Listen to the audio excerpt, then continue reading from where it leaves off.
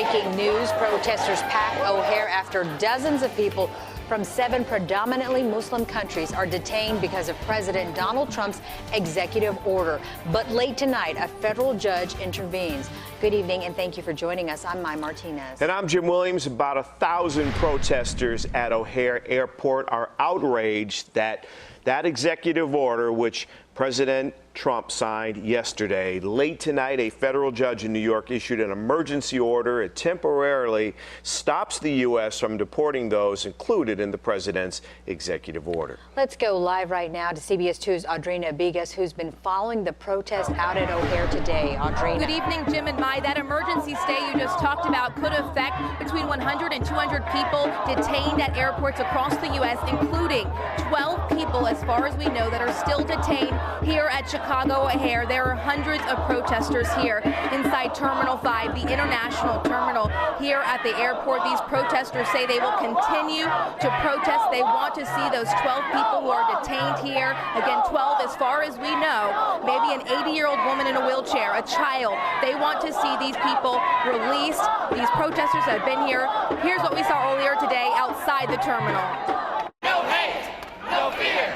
Refugees are welcome here. Hundreds of protesters blocking the international terminal at Chicago O'Hare. Unjust and un-American. The crowds came quickly after word of more than a dozen people detained at the airport following Trump's immigration crackdown, an executive action restricting travel from 7 majority Muslim countries.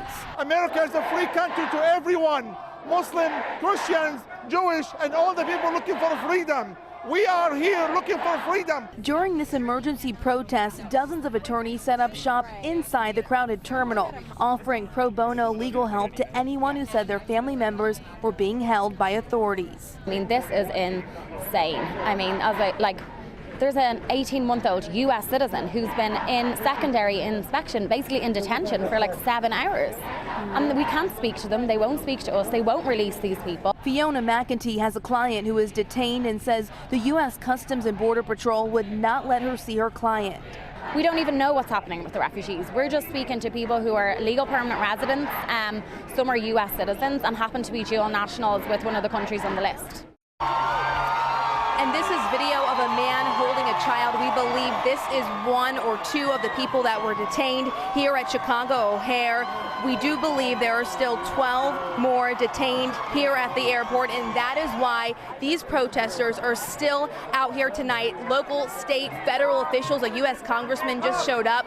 They are here to demand that the government release these people. These are people that may not even be refugees, as you heard the attorney say, but residents here. And also, the mayor just in a statement saying he's calling on the federal government to immediately produce a list of the names of anyone currently detained here at O'Hare and calling on their immediate release. Live at O'Hare, Audrina Bigos, CBS 2 News. Jim and Mai. Thank you, Audrina.